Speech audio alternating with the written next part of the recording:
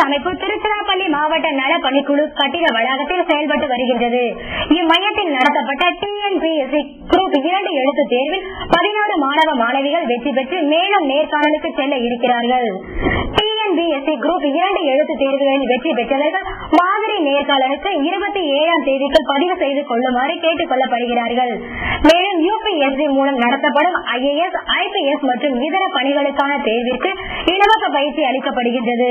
TNPSC மூலம் நடத்தப்படும் தொகுதி 1 மற்றும் 2 பல்வேறு தேர்வுகளுக்கு இலவச பயிற்சி அளிக்கப்படுகிறது. வங்கி தேர்வு மற்றும் ஸ்டாஃப் செலக்ஷன் கமிஷன் மூலம் நடத்தப்படும் தேர்வுகளுக்கும் இலவச பயிற்சி அளிக்கப்படுகிறது. ஆங்கிலம் மற்றும் ஆளுமை திறன் மேம்பாடு சார்ந்த பயிற்சிகளும் நடத்தப்படுகின்றது. நேர்முக தேர்வுக்கு மாதிரி நேர்முக தேர்வு பயிற்சி அளிக்கப்படுகின்றது. குழு விவாதத்திற்கான பயிற்சியும் இலவசமாக அளிக்கப்படுகின்றது. போட்டி தேர்வுகளை எதிர்கொள்வதற்கு தேவையான பல்வேறு நூல்கள், ஆளுமை திறன் மேம்படுத்த தேவையான நூல்கள் கொண்ட நூலகம் மற்றும் இன்டர்நெட் வசதிகளும் இம்மையத்தில் அமைக்கப்பட்டுள்ளது. எனவே போட்டி தேர்வுகள் எழுத விருப்பம் உள்ள உரிய கல்வி தகுதி உடைய இளைஞர்கள் இம்மையத்தில் சேர்ந்து பயன்பெறலாம் என பிரேஸ் அமைப்பின் காப்பாளர் டாக்டர் சேவை கோவிந்தராஜன் தெரிவித்துள்ளார்.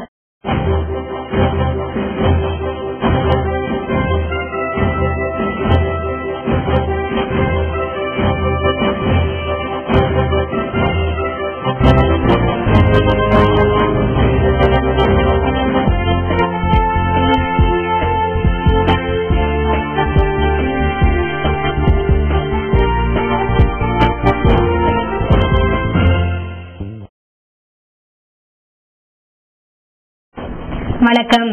இது தமிழ் வெப் டிவியின் நமக்காக செய்தி தொகுப்பு. இனி இன்றைய செய்திகள். ஜெயலலிதாவிற்கு திமுக ஆட்சியை விமர்சிக்க தகுதி இல்லை என துணை முதல்வர் ஸ்டாலின் தெரிவித்துள்ளார். கரூர் மாவட்ட திராவிட முன்னேற்ற கழகத்தின் சார்பில் கரூர் திருவள்ளுவர் விளையாட்டு திடலில் திமுக அரசின் 5 ஆண்டு கால சாதனை விளக்க பொதுக்கூட்டம் நடைபெற்றது. சிறப்பு அழைப்பாளராக தமிழக துணை முதல்வரும் திமுக பொருளாளருமான மு.க. ஸ்டாலின் கலந்து கொண்ட இக்கூட்டத்தில் தேர்தல் நிதியாக 1,01,00,000 ரூபாய் கரூர் மாவட்டத்தின் சார்பில் துணை முதல்வரிடம் வழங்கப்பட்டது. இக்கூட்டத்தில் மு.க. ஸ்டாலின் பேசும்பொழுது அமெரிக்காவில் செயல்படுத்தப்படலாமா என்று யோசிக்க வேண்டிய வகையில் உருவாகி இருக்கின்ற கலைஞர் காப்பீட்டு திட்டத்திற்காக 680 கோடி ரூபாய் செலவு ஆகியிருக்கிறது. இதன் மூலம் 2,48,039 பேருடைய உயிர் காப்பாற்றப்பட்டுள்ளது என்றும், அதேபோல் கலைஞர் வீடு வழங்கும் திட்டத்தின்படி 6 ஆண்டு காலங்களில் 21 லட்சம் வீடுகள் கட்ட முடிவு எடுத்து இந்த ஆண்டு 3 லட்சம் வீடுகள் கட்ட 2,250 கோடி ரூபாய் செலவழிக்கப்பட்டுள்ளது என்றும் தெரிவித்த அவர், இதையெல்லாம் பார்த்து ஜெயலலிதா ஊழல் ஊழல் என்று உளறிக் கொண்டிருக்கிறார். முதலமைச்சராக எழுந்த பொழுது அரசுக்கு சொந்தமான டான்சி நிலத்தை அபகரித்த இவர் திமுக ஆட்சியை பார்த்து ஊழல் ஆட்சி என்று விமர்சிக்க என்ன தகுதி இருக்கிறது என்று கேள்வி எழுப்பியுள்ளனர். இக்கூட்டத்தில் போக்குவரத்து துறை அமைச்சர் KN நேரு, கரூர் மாவட்ட பொறுப்பாளர் நன்னியூர் ராஜேந்திரன், திமுக சொத்து பாதுகாப்பு குழு உறுப்பினர் KC பழனிசாமி உள்ளிட்ட திமுக பிரமுகர்கள் ஏராளமானோர் கலந்து கொண்டனர். கிராம நிர்வாக அலுவலர் பதவிக்கான போட்டித் தேர்வு புத்தகம் வெளியீட்டு விழா திருச்சியில் நடைபெற்றது. பிரபல பொருளாதார பேராசிரியர் முனைவர் வீரசேகரன் எழுதியுள்ள கிராம நிர்வாக அலுவலர் போட்டித் தேர்வுக்கான புத்தகத்தை திருச்சி பிரேஸ் மையத்தில் 20/1/2011 அன்று பிரேஸ் அமைப்பின் நிர்வாகியும் மாவட்ட நல பணிக்குழு பொருளாளருமான சேவை கோவிந்தராஜன் வெளியிட பிரேஸ் அமைப்பின் ஒருங்கிணைப்பாளர் சாந்தபிரியா பெற்றுக் கொண்டார். பேராசிரியர் வீரசேகரன் புத்தகத்தின் சிறப்புகளை எடுத்துக் கூறினார். இந்நிகழ்ச்சியில் சேவை நிறுவன திட்ட அலுவலர் சித்ரா, உள்ளடங்கிய கல்வி ஒருங்கிணைப்பாளர் தெய்வகுமார், மேலும் பிரேஸ் மையத்தில் போட்டித் தேர்வுக்கு தயார் செய்யும் இளைஞர்களும் பெண்களும் கலந்து கொண்டனர். இந்நிகழ்ச்சியில் பிரேஸ் நிறுவன உதவி ஒருங்கிணைப்பாளர் குமார் வரவேற்புரையாற்றினார். விழாவின் இறுதியில் முருகேசன் நன்றி கூறினார். கரூர் கிருஷ்ணராயபுரம் அருகே உரிய நேரத்தில் பணிக்கு வராத மருத்துவர்களை கண்டித்து அரசு மருத்துவமனை முன்பு பொதுமக்கள் ஆர்ப்பாட்டம் நடத்தியுள்ளனர். கரூர் மாவட்டம் கிருஷ்ணராயபுரம் அரசு மருத்துவமனைக்கு உரிய நேரத்தில் மருத்துவர்கள் பணிக்கு வருவதில்லை என கூறப்படுகிறது. நவீனமயமாக்கப்பட்ட இம்மருத்துவமனையில் விபத்தில் படுகாயம் அடைந்த விஜயா என்கின்ற பெண்மணி சிகிச்சைக்காக கொண்டு செல்லப்பட்டுள்ளார். அப்பொழுது மருத்துவர்கள் பணியில் இல்லாததால் அவர் உரிய நேரத்தில் சரியான சிகிச்சை கிடைக்காமல் உயிரிழந்துள்ளார். இதனால் ஆத்திரமடைந்த பொதுமக்கள் கரூர் மாவட்ட பாமக பொதுச் செயலாளர் அமல்ராஜ் தலைமையில் மருத்துவமனையை முற்றுகையிட்டு போராட்டம் நடத்தினர். இச்சம்பவம் பற்றி கேள்விப்பட்ட காவல்துறையினர் போராட்டத்தில் ஈடுபட்ட பொதுமக்களிடம் பேச்சுவார்த்தை நடத்தி போராட்டத்தை முடிவுக்கு கொண்டு வந்தனர். சபரிமலை கோவிலில் 100க்கும் மேற்பட்டோர் உயிரிழந்த சம்பவம் தொடர்பாக கேரள மாநில உயர் நீதிமன்ற உத்தரவின்படி கேரள குற்றப்பிரிவு காவல்துறையினர் சம்பவ இடத்தில் விசாரணை மேற்கொண்டுள்ளனர். கடந்த 14ஆம் தேதி சபரிமலையில் மகர ஜோதி காண சென்ற பக்தர்கள் புல்வெளி பகுதியில் ஏற்பட்ட கூட்ட நெரிசல் காரணமாக 100க்கும் மேற்பட்டோர் பலியாயினர். நாடு முழுவதும் பெரும் சோகத்தை ஏற்படுத்திய இச்சம்பவம் குறித்து கேரள உயர்நீதிமன்றம் பல்வேறு கேள்வியை எழுப்பி இச்சம்பவம் குறித்து விசாரணை நடத்த கேரள மாநில குற்றப்பிரிவு காவல்துறையினருக்கு உத்தரவிட்டது. இதனைத் தொடர்ந்து எர்ணாகுளம் குற்றப்பிரிவு காவல்துறை கண்காணிப்பாளர் சுரேந்திரன் தலைமையில் 25 காவல்துறையினர் சம்பவ இடத்தில் ஆய்வு மேற்கொண்டனர்.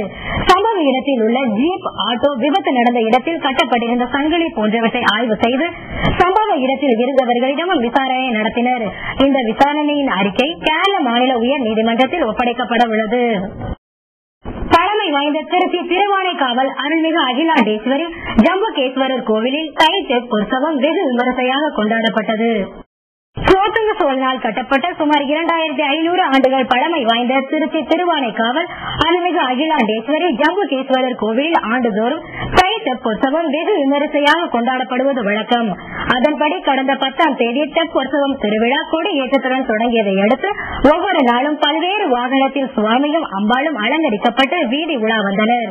தை தெப்போற்சவத்தின் முக்கிய நிகழ்ச்சியான தெப்போற்சவம் ராம தீர்த்த குளத்தில் நடைபெற்றது.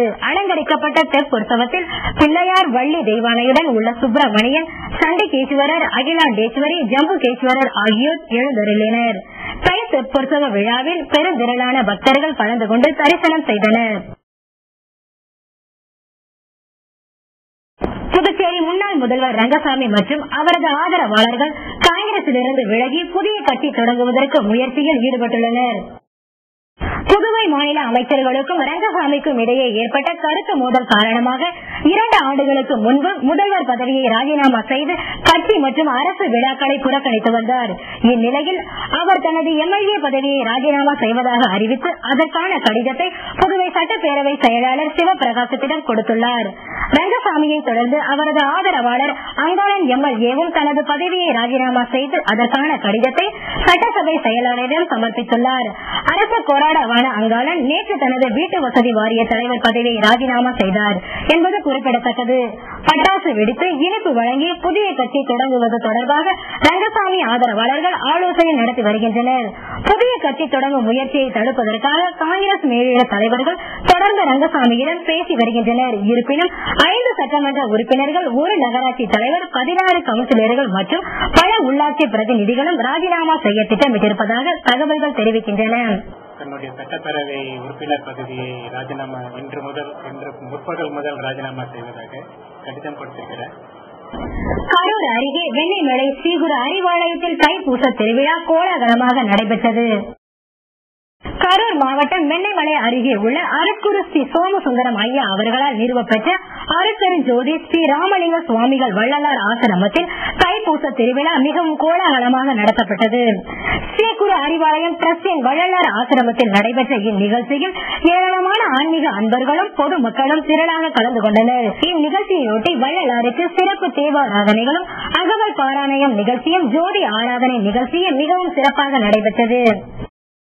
நெல்லையில் நடைபெற்ற சர்வதேச மாற்றுத்திறனாளிகளின் தின விழாவில் மாற்றுத்திறனாளிகளுக்கு 100% உதவித்தொகை வழங்க தமிழக அரசு உத்தரவிட்டுள்ளதாக அமைச்சர் பூங்கோதை தெரிவித்துள்ளார். பாளை நூற்றாண்டு மண்டபத்தில் மாற்றுத்திறனாளிகள் நல விழா நடைபெற்றது. ஆட்சியர் ஜெயராமன் தலைமை தாங்கினார். ஜான் நெப்போலியன் அனைவரையும் வரவேற்றார்.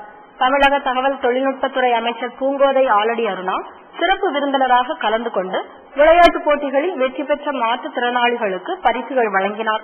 பேட்டரியால் இயங்கும் மொபெட், 3 சக்கர வாகனம், சக்கர நாற்காலி உள்ளிட்ட உபகரணங்களையும் அவர் பயனாளிகளுக்கு வழங்கினார். பின்னர் உரையாற்றிய பூங்கோதை மாற்றுத்திறனாளிகளுக்கு 100% உதவித்தொகை வழங்க தமிழக அரசு உத்தரவிட்டுள்ளதாக கூறினார். பார்வையற்றவர்களுக்கு இலவச வீட்டுமனை பட்டா வழங்க நடவடிக்கை எடுக்கப்படும் என அவர் உறுதியளித்தார்.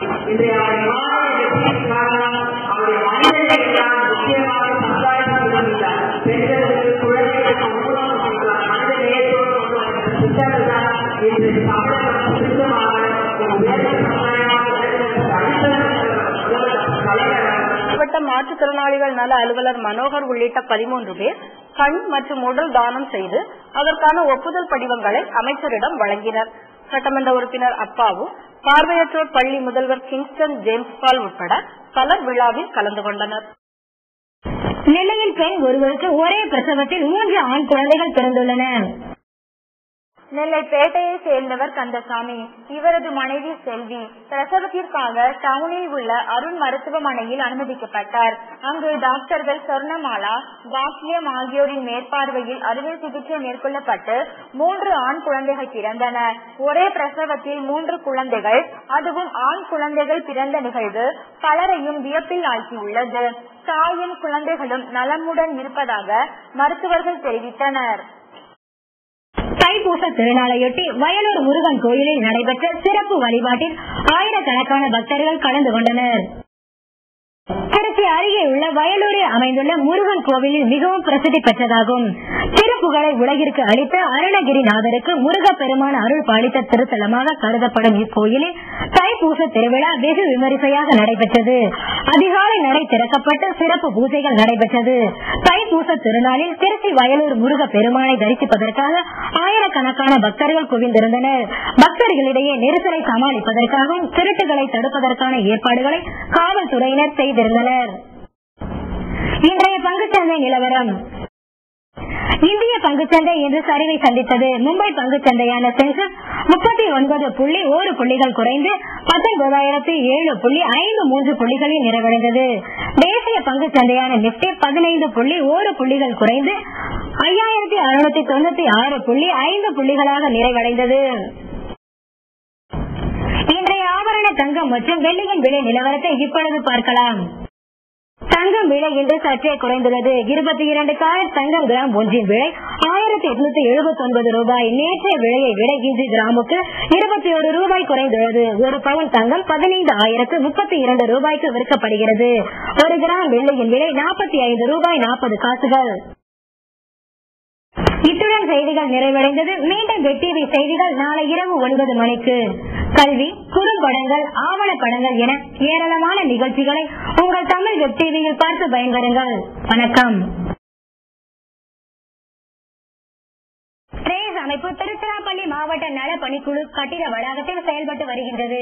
இம்மையத்தில் நடத்தப்பட்ட டிஎன்பிஎஸ்சி குரூப் 2 எழுத்து தேர்வில் 11 மாணவ மாணவிகள் வெற்றி பெற்று மேலும் நேர்காணலுக்கு செல்ல இருக்கிறார்கள். டிஎன்பிஎஸ்சி குரூப் 2 எழுத்து தேர்வுகளில் வெற்றி பெற்றவர்கள் மாதிரி நேர்காணலுக்கு 27ஆம் தேதிக்குள் பதிவு செய்து கொள்ளுமாறு கேட்டுக் கொள்ளப்படுகிறார்கள்.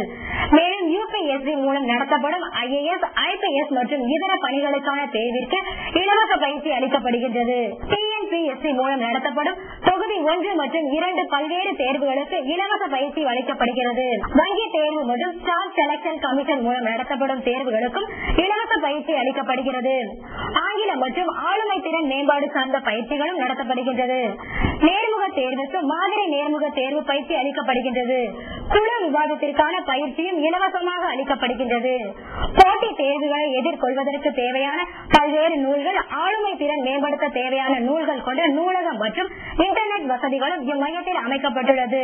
எனவே போட்டி தேர்வுகள் எழுத விருப்பமுள்ள உரிய கல்வி தகுதி உடைய இளைஞர்கள் இம்மையத்தில் சேர்ந்து பயன்பெறலாம் என பிரேஸ் அமைப்பின் காப்பாளர் டாக்டர் சேவை கோவிந்தராஜன் தெரிவித்துள்ளார்.